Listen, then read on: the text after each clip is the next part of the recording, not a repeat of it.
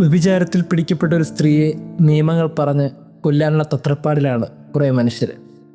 ഈ മനുഷ്യരുടെ ഇടയിൽ നിന്ന് ക്രിസ്തു സംസാരിക്കുന്ന വളരെ സുപരിചിതമായ വചനഭാഗമാണ് നമ്മൾ ഇന്ന് വായിച്ച് കേൾക്കുന്നത്. ഇതിലൊരു പ്രശ്നമുണ്ട്. പ്രശ്നം ഇതാണ്: എവിടെ നിന്നാണ് ഈ സംഭാഷണങ്ങളൊക്കെ നടക്കുന്നത്? ഈ സംഭാഷണങ്ങളൊക്കെ നടക്കുന്നത് ദേവാലയ മുറ്റത്ത് വെച്ചാണ്. യേശു ഒലിവുമലയിൽ നിന്ന് പള്ളിയിലേക്ക് പോയി. പള്ളിയിൽ പോയി അവിടെ പഠിപ്പിച്ചുകൊണ്ടിരുന്ന സമയത്താണ് അവിടെ ഇങ്ങനൊരു പ്രശ്നം അഡ്രസ്സ് ചെയ്യപ്പെടുന്നത്. പള്ളിയുടെ മുറ്റത്ത് വെച്ചിരുന്ന ഈ പ്രശ്നത്തെ ക്രിസ്തു ഹാൻഡിൽ ചെയ്ത് പള്ളിയുടെ മനോഭാവത്തോടു കൂടിയാണ്. ഒരിക്കലും വിധിക്കാത്തൊരിടം അത് പള്ളിയാണെന്ന് ഇന്നത്തെ ഗോസ്പൽ നമുക്ക് തരുന്നൊരു വെളിച്ചമാണ്. ക്രിസ്തുവിനറിയാം എവിടെയാണ് നിൽക്കുന്നതെന്ന്. അതുകൊണ്ട് ഈ നിൽക്കുന്ന സ്ഥലത്ത് കൃത്യമായിട്ട് കരുണയുടെയും അനുകമ്പയുടെയും സ്നേഹത്തിൻ്റെയും ഇടം കാണിച്ചു കൊടുക്കേണ്ട സ്ഥലമാണ്. അവിടെ ശരിക്കും തെറ്റിനും പ്രസക്തിയില്ല. അതുകൊണ്ട് ആ പള്ളി മുറ്റത്തിരുന്ന് ക്രിസ്തു അവളെ പുതിയൊരു ജീവനിലേക്ക് നയിച്ചു. നിങ്ങളിൽ പാവമില്ലാത്തവർ കല്ലെറിയട്ടെ എന്ന് പറഞ്ഞ് എല്ലാ കല്ലും വീണ് തീരുമ്പോൾ ഞാനും നിന്നെ വിധിക്കുന്നില്ല എന്ന് ധൈര്യത്തോടെ പോകാൻ ഒരു പെൺകുട്ടി അനുവദിച്ചു. അങ്ങനെയാണെങ്കിൽ ഓരോ പള്ളിയുടെയും ദൗത്യം എന്താണെന്ന് ചോദിച്ചാൽ ഈ പറഞ്ഞ കാര്യങ്ങളാണ്.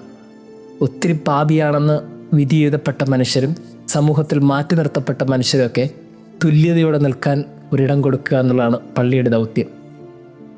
ഈ ഗോസ്പൽ എൻഡ് ചെയ്യുമ്പോൾ പിന്നാലെ നിന്ന് എറിയാൻ നിന്നവരുടെ കയ്യിലും കല്ലില്ല, പാപിനിയായ ആ പെൺകുട്ടിയുടെ കയ്യിലും കല്ലില്ല, മുൻപിലിരിക്കുന്ന ക്രിസ്തുവിൻ്റെ കയ്യിലും കല്ലില്ല. എല്ലാവരും ഇപ്പോൾ തുല്യരായി നിൽക്കുന്നുണ്ട്. അതാണ് ഒരു പള്ളിയുടെ ദൗത്യം. ആരെങ്കിലുമൊക്കെ ഏറ്റവും പാപിയാണ്, കുറവുള്ളവനാണെന്നൊക്കെ സമൂഹം പറയുന്നുണ്ടെങ്കിൽ പള്ളിക്കകത്ത് അതിന് പ്രസക്തിയില്ല. അവിടെ എല്ലാവരും തുല്യരാണ്. അവിടെ എല്ലാവർക്കും ഒരിടമേ ഉള്ളൂ, ദൈവവുമായുള്ള ഹൃദയബന്ധത്തിൻ്റെ ഇടം. അങ്ങനെ ഒരിടത്തു നിന്ന് ധൈര്യമായിട്ട് എല്ലാവരും പോകാൻ വിളിക്കപ്പെട്ടവരാണ്. അല്ലാതെ തലകുനിഞ്ഞും സങ്കടപ്പെട്ടും അല്ല പോകേണ്ടത്. നമ്മൾ ഓർക്കണം, നമ്മുടെ പള്ളികൾക്കൊക്കെ ഇന്ന് സംഭവിച്ചുകൊണ്ടിരിക്കുന്നത് പലപ്പോഴും നേരെ തിരിച്ചല്ലേ. പള്ളിയിലെ ഏതൊരിടത്തെയും നിങ്ങൾ നോക്കിയേ, കൊയറിൽ എന്തുമാത്രം പ്രശ്നങ്ങളുണ്ടാകുന്നത്. പലരും പാടാനൊരു അവസരത്തിന് വേണ്ടി കാത്തിരുന്നിട്ട് പുതിയ ആളുകൾ പാടാൻ വരുമ്പോൾ അംഗീകരിക്കാത്തത് അതൊരു ഫരിസേയരുടെയും നിയമജ്ഞരുടെയും മനോഭാവമല്ലേ. അൾത്താരിൽ നിൽക്കുന്ന അൾത്താര ബാലകർ തുടങ്ങി പാട്ടുകാരിൽ വന്ന് കമ്മിറ്റിക്കാരിലെത്തുന്നത് വരെ നമ്മളൊന്ന് ശ്രദ്ധിച്ച് നോക്കിയേ.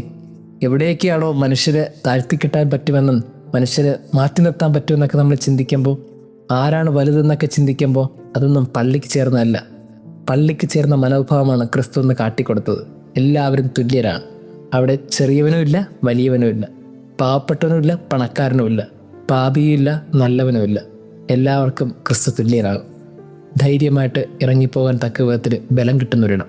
ദൈവം നമ്മെ അനുഗ്രഹിക്കട്ടെ.